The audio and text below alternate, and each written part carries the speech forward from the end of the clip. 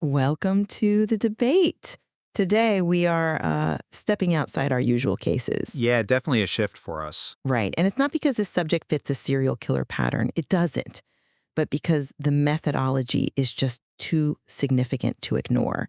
The man at the center of this analysis wasn't a serial killer. He was a criminology PhD student who had spent years studying how killers get caught and then, got caught by the exact mechanisms he had studied. Which is just fascinating. It really is. We're looking at Bryan Kohberger and the tragic events of November 13th, 2022 in Moscow, Idaho. That night claimed the lives of 4 university students, Madison Mogen, Kaylee Goncalves, Xana Kernadal, and Ethan Chapin. You know, when I look at this, I always think about how when engineers design a deep-sea submersible, they can run all the computer simulations they want, right? The mathematics can look absolutely flawless on the monitor. Sure. The theoretical models tell them exactly how that titanium hull is supposed to perform. But until they subject that vessel to actual physical pressure at the bottom of the ocean, they don't know if the welds are going to hold. Theory is pristine. Execution is messy. That's a great analogy. Thanks. And that brings us to the central analytical question we really have to grapple with today. Did Bryan's academic knowledge of criminal methodology actually give him a genuine operational advantage? Or does this case definitively prove that theoretical knowledge and operational discipline are two entirely different things? Well, I argue that the knowledge absolutely mattered. I mean, when you look at the mechanics of this case, he built real, academically informed countermeasures into his approach. You really think they were effective? I do. Because of those specific tactical decisions, he successfully evaded detection for 47 days. The academic background wasn't just, window dressing. It was the engine of his methodology. I come at it from a different way. I look at the totality of the evidence, and my position is that the theoretical knowledge never mattered in any practical sense. It was just an illusion of control. An illusion? Completely. The knife sheath, for instance, was always going to be left behind because the operational discipline required to execute a crime flawlessly, it simply cannot be built in a classroom. Well, let's dig into that academic background first, because it wasn't just a casual interest in true crime. This was highly formalized, rigorous training. Fair enough. He had recently completed his Master of Arts in Criminal Justice at DeSales University, focusing heavily on offender decision-making, and then moved to Washington State University to begin his PhD. Look at the active choices he made that reflect that deep understanding. Take the timing of the attack. The 4 a.m. timeline. Exactly. Striking at around 4 a.m. wasn't just a random late-night choice to ensure it was dark. From a sleep science perspective, 4 a.m. is when people are deeply entrenched in the later stages of their overnight sleep cycle, where REM sleep, rapid eye movement, is highly prevalent. Okay, but wait, let me jump in here. REM isn't actually the deepest sleep phase. Deep NREM stage 3 happens much earlier in the night, usually in the first third of your sleep cycle. If he was optimizing for deep sleep, he was basically too late. Right, but he wasn't optimizing for the depth of sleep. Oh. No, he was optimizing for physical incapacitation. The advantage of targeting the REM phase is the muscle atonia. When you enter REM sleep, your brain literally secretes neurotransmitters, specifically GABA and glycine, that actively paralyze your major muscle groups. Huh. So biological paralysis. Exactly. It's a biological mechanism to stop you from physically acting out your dreams. This makes a person significantly harder to rouse and far less capable of immediate physical resistance than they would be during lighter, non-REM stages. I see what you're saying, but... And he paired that physiological timing with direct forensic countermeasures. He wore gloves, which successfully neutralized the primary localized forensic threat. Usable fingerprints. None were recovered at the scene. Right, the gloves. And he wore a mask covering his nose and mouth. When one of the surviving roommates, identified only as DM, opened her door and saw him, she could only provide a generic physical description. A male, 5'10" or taller, athletically built, with bushy eyebrows, no facial identification. True, she couldn't ID his face. Right. These are not the lucky guesses of an amateur. They are calculated countermeasures deployed by someone who understood exactly what the system looks for. I hear that. But look at the psychological reality beneath those countermeasures. I look at his academic profile and I don't see a criminal mastermind pulling levers. What do you see then? I see a fragile management layer desperately trying to contain a highly unstable psychological core. You can memorize all the sleep science in the world, but creating a theoretical checklist is entirely useless if it fails at the center. I mean, he did implement the checklist, though. Did he? You mentioned his time at Washington State University. In just his first few months there were 13 formal complaints filed against him by students and faculty. Well, yeah, his behavioral record. We're talking about extensive reports of belittling behavior, intimidating conduct, making female students profoundly uncomfortable. It got so bad that students were literally keeping a tally board in an office to track his behavior. His behavioral record at the university was certainly problematic. I won't dispute that. He was placed on a formal improvement plan and eventually fired from his teaching assistant position. Exactly. He was fired just weeks after the murders. His outward profile wasn't one of a ghost who could blend in. People noticed him, and they noticed him with intense, visceral discomfort. The academic identity couldn't mask the reality underneath. But that's interpersonal behavior, not crime scene methodology. They are connected, though. And when we look at the crime itself, the catastrophic, unforced errors completely obliterate the idea that his knowledge gave him an edge. He drove his own white 2015 Hyundai Elantra to the scene. He left a physical DNA link on the bed right next to Madison. We'll get to the DNA, but It proves my central point. Without ingrained habit and operational discipline, intellectual knowledge collapses entirely under the pressure of execution. I'm not convinced by that line of reasoning because you're ignoring the active counter-surveillance he employed on the night of the murders. You mean the phone? Yes. Let's examine the phone data, which is a massive part of this case. Cell tower records show his phone was active near his apartment until roughly 2:47 a.m. Then the connection was deliberately severed. Right. He turned the phone off or put it in airplane mode during the critical window of the crime. It didn't reconnect until 4:48 a.m. south of Moscow. He understood a fundamental role of modern criminal justice. A live phone is an active, real-time tracking device. Sure. In real time. By going dark, his academic knowledge gave him a distinct tactical edge when it mattered most. I'm sorry, but I just don't buy that. Why not? Let me tell you why. Turning off a phone for 2 hours is a surface-level trick that completely ignores the broader investigative reality of how digital tracking actually works. Yes, he understood how tracking works forwards on the night of a crime, but he fundamentally failed to anticipate that investigators would look backwards to establish a pre-crime pattern. Well, they always look backwards. Exactly. People tend to think cell tower tracking is like a GPS dot on a map moving down a street. It's not. It's more like a lighthouse beam sweeping across the ocean. When your phone pings a tower, the beam catches you in a general sector. Right. Over the months leading up to November 13, that lighthouse caught his phone near the King Roadhouse on at least 12 separate occasions, mostly late at night.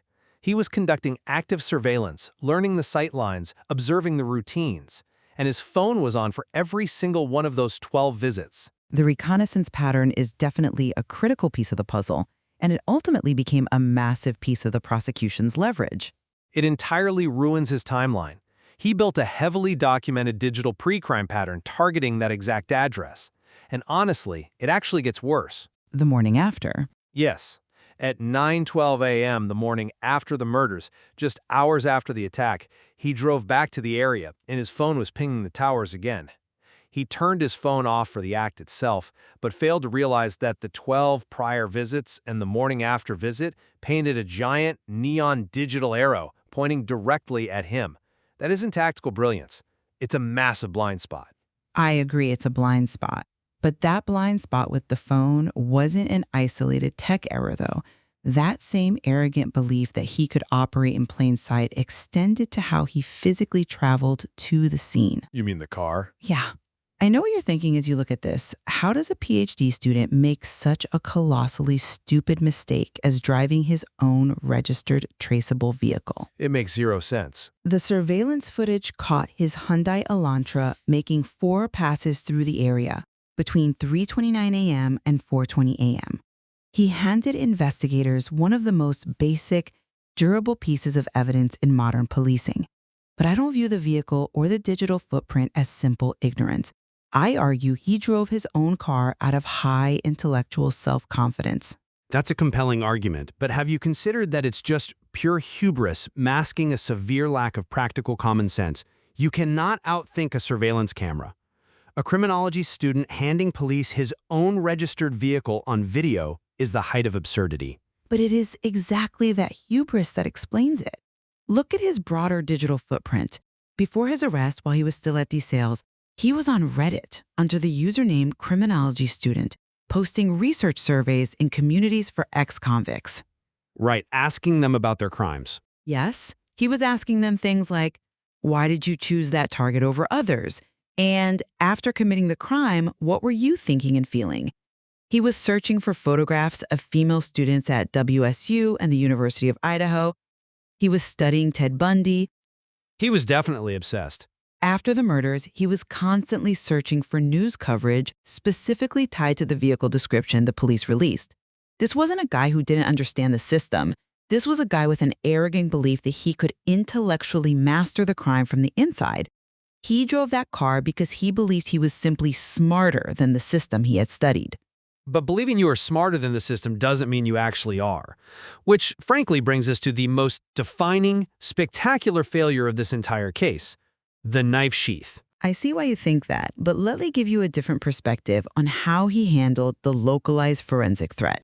Okay, let's hear it. He did successfully neutralize the primary forensic threat at the scene, which was physical touch evidence. He addressed fingerprint evidence directly by wearing gloves.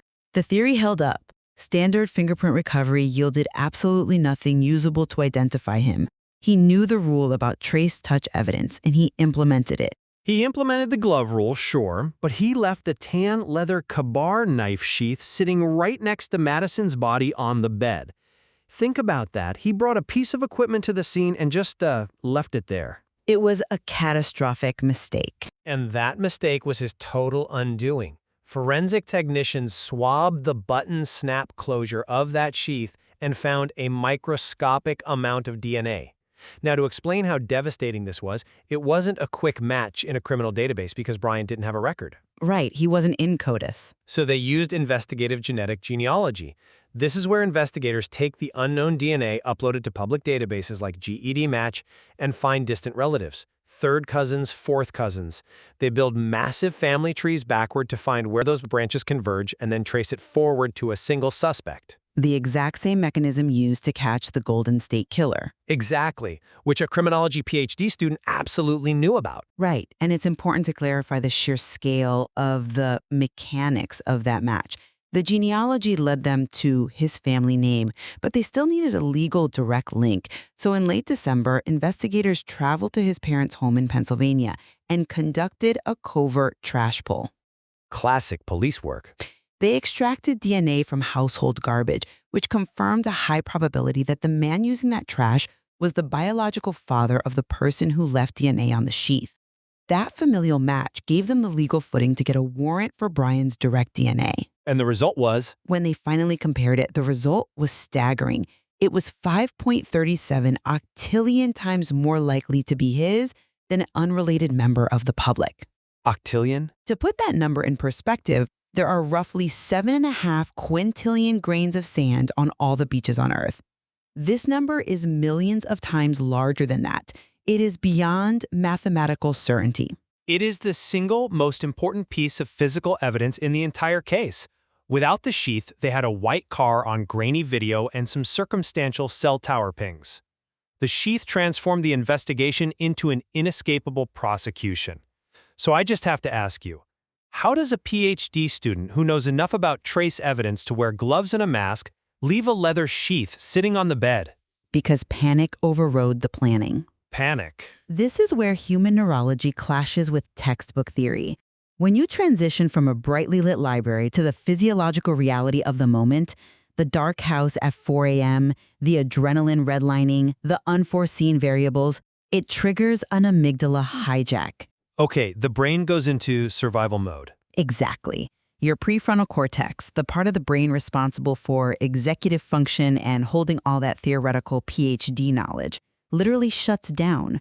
The primitive brain takes over just to survive the immediate chaos. He managed the perimeter, he wore the gloves, but in the sheer physical chaos of the actual event, the conscious mind drops secondary tasks. In that state, dropping a sheath isn't a lack of discipline. It's a predictable neurological failure. Which is exactly my point. Wait, how is that your point? I completely agree with the neurology, but that proves my thesis. It wasn't just momentary panic. It was a fundamental lack of automatic, habit-level discipline. He knew to wear gloves because that's theoretical knowledge you can prepare beforehand, but he couldn't remember to secure the sheath because he had never conditioned his behavior to make that action automatic. So you're saying it's about muscle memory. Yes. Knowing what not to do is just step one. Building the automatic discipline to never make that mistake under pressure when your prefrontal cortex shuts down requires deep, ingrained habit. He had the knowledge, he never built the habit. The methodology failed at its very core. You know, it is fascinating how this specific failure mode, the vast gulf between studying how systems fail and actually conditioning your own behavior to prevent those failures under pressure, is something fictionally explored in the novel titled Adam. Oh, right. It's a psychological thriller about a killer who studied real historical failures and corrected them, which is available on Amazon Kindle. It highlights the exact tension we are debating today: theory versus conditioned habit. Right. And if you don't condition the habit, the theory evaporates the second the adrenaline hits. Think about the most methodical, historically evasive offenders in the documented record. They build discipline at the habit level. Yeah, they don't just read about it. They bury equipment years in advance. They pay strictly in cash. They drive hundreds of miles out of their way just to erase geographic patterns. They practice until it is muscle memory. Bryan sat in classrooms, read textbooks, and designed Reddit surveys.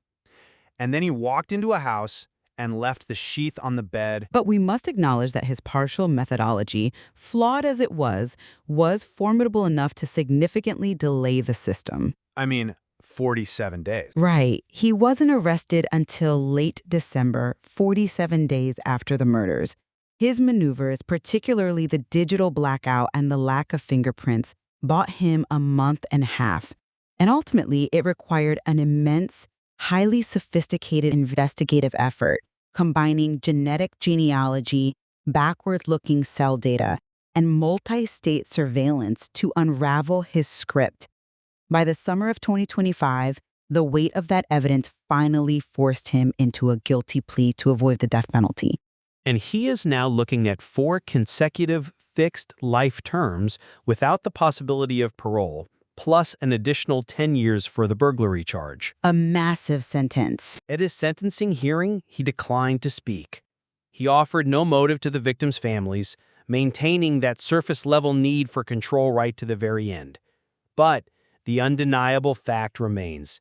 His methodology failed, leaving a sheath on the scene, driving his own registered car past cameras 4 times, and building a 12-visit digital surveillance pattern proves that sitting in a classroom taking notes is utterly meaningless when the pressure of the moment hits.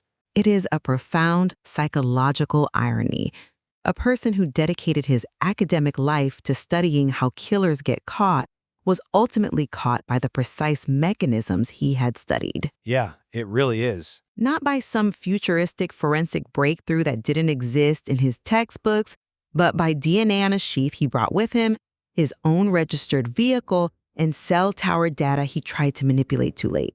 I maintain, though, that his academic background shaped a highly calculated, albeit partial, methodology that gave him a tangible head start. And I maintain that his academic background was merely a veneer over a total lack of operational discipline. The knowledge was completely insufficient where it actually mattered. When the structural integrity of his plan was tested, it collapsed instantly. We may not resolve this tension today. The facts of the case are clear, but the central analytical question remains open.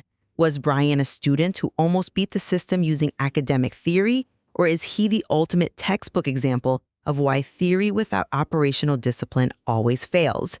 I lean heavily towards the latter. It's a chilling reality to consider. Honestly, someone studying the rules of the system specifically to bypass them, only to be crushed by his inability to follow his own script.